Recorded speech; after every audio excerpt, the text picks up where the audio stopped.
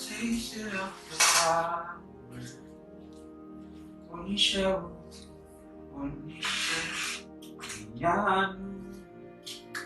have shown me so much mercy, much more than I deserve. My eyes have seen, my ears have heard the wonders of your grace. When I behold the things you do, I just can't over. I breathe the words you speak, the things around your outstretched arms have lifted me. You took away the chains and bonds that held me bound. Onishiyanu, you're the God of awesome wonder. I've tasted of your power. Onishiyanu,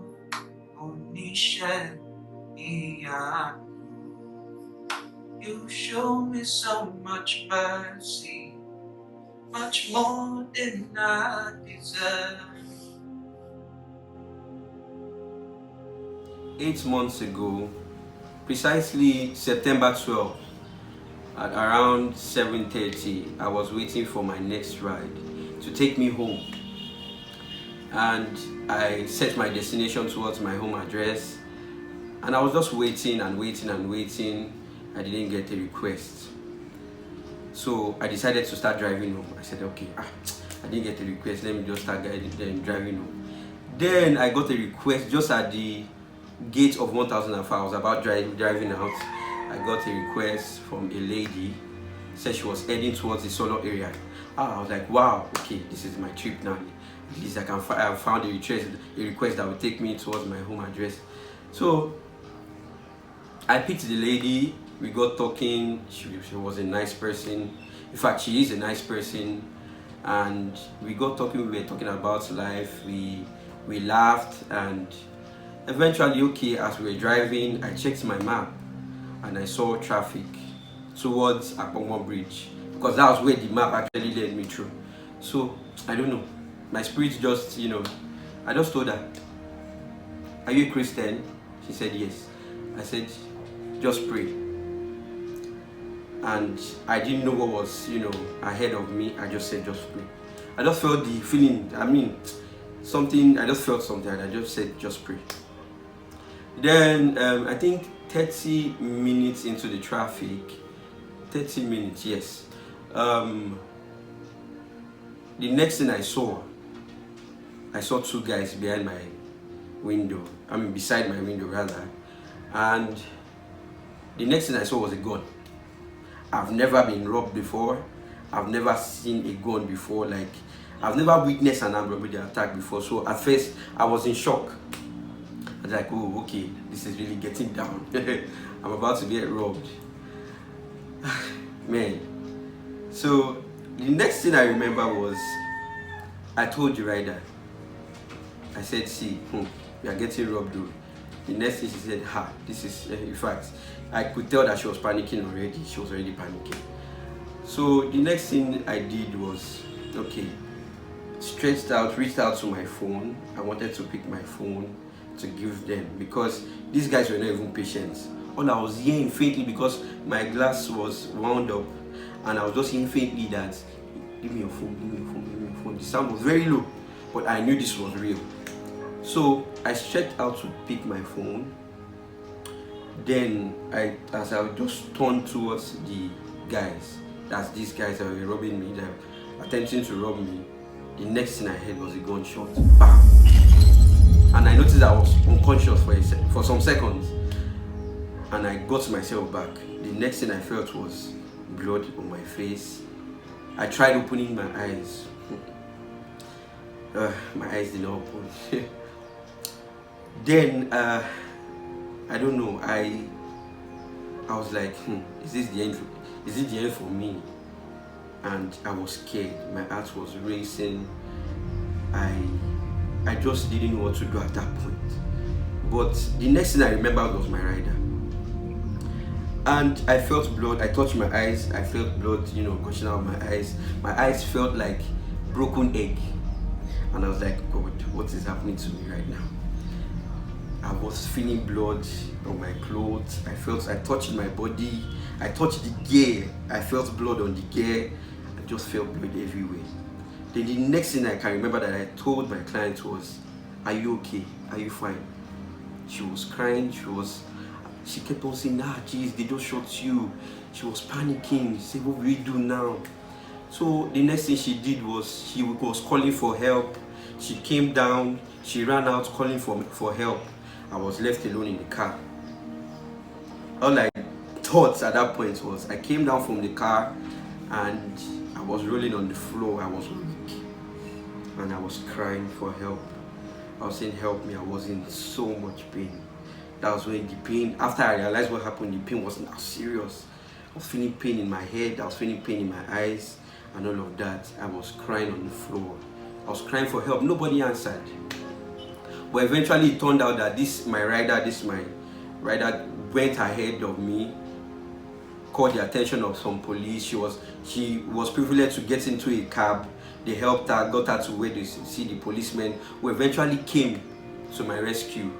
The 2 policemen, and they were like angels. And I felt this relief that at least somebody has come to my aid. The next thing, one of them picked me up. He said I should sit at the back of the car. The other police sat beside me, and the other police was driving, took the steering. The next time we started driving in traffic for like 2 hours, thereabouts. I just knew I was passing out. Life was leaving my body. I was losing my life. But the police kept on moving me, kept on pushing me, told me, he asked for my name then. He kept on pushing me, told me, you need to be strong, told me, stay alive, stay awake, told me, don't sleep, this, that. I was just trying to be strong.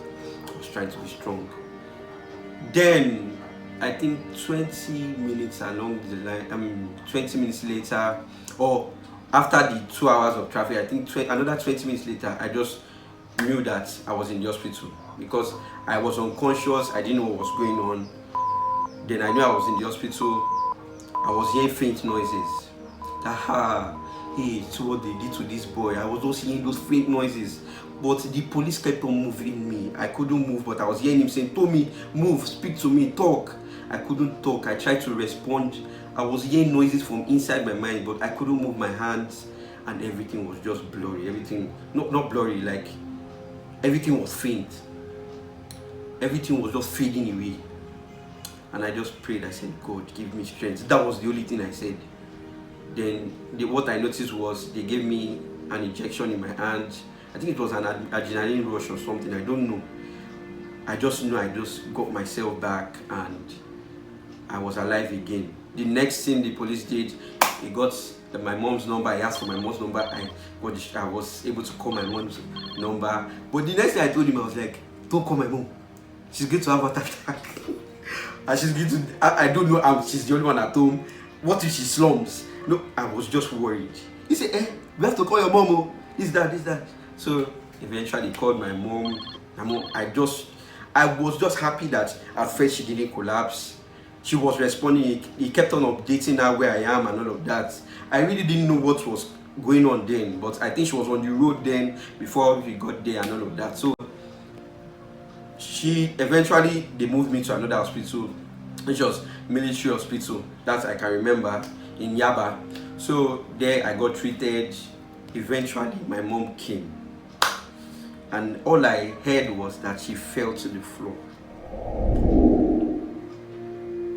And I've never felt so pained, and I was feeling 2 pains at the same time, the physical and the one inside. I was in so much pain, and I couldn't move my hand before. But all I knew that, and all I remembered was that I stretched my hand. I said, Mommy, I'm going to be fine. I know she didn't hear, but that was what I said, that I'm going to be fine. I just tried to be positive for her. She was weeping, she was crying. The next thing I heard my sister's voice, and everybody was just praying. Okay, eventually they examined me, and they noticed that the doctor was like, they saw the car, they saw all of the blood and everything, and they said, this guy you must have lost a lot of blood and all of that. They said I will need extra blood. Okay, fine. Then my mommy was shouting, no, he doesn't need blood. He has the blood of Jesus in him. And I kept on, I held on to that faith. Then they checked my PCB. It was actually higher than they thought. The doctor was like, how come? With all this blood we are seeing in the can, and it was 44% or 40% thereabouts. And the doctor was surprised. I said, okay. In my mind, I'm like, this can only be God, because I literally felt the floor of the car. Everywhere was bloody. I removed my leg from the palm I was wearing. I put it on the floor. I felt blood. Everywhere was blood. So I was like, where did all this blood come from? If I had lost this amount of blood, and I just knew it was God. Then eventually we did an X-ray. They checked me. They checked the pellets in my head and on my face. They saw some. There's one actually here, still here. There's one here. One came out of my nose, which is this place here, and I actually, as I speak to you guys now, I actually have pellets in my head. The doctor said they can't go deeper because it will cause more damage and all of that. But the doctor said something that touched me. He said, see, madam, you have to be grateful to this your God, this God they are serving.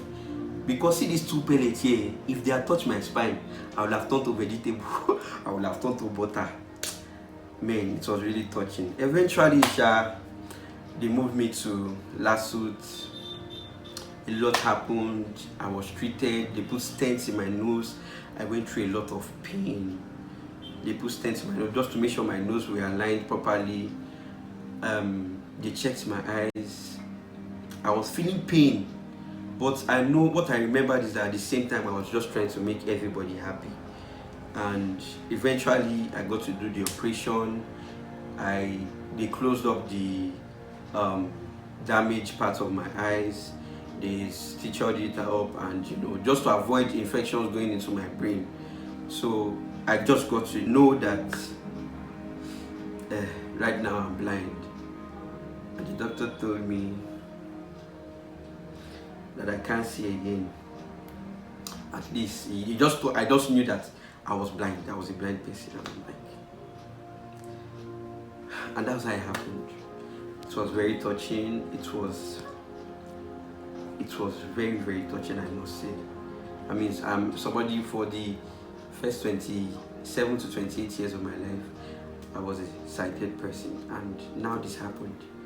I was in so much pain inside, but I needed to be strong for everybody. But along the line, I just knew that I was blind, and here I am today. Thank God for all that have happened, and all glory belongs to God. Thank you so much.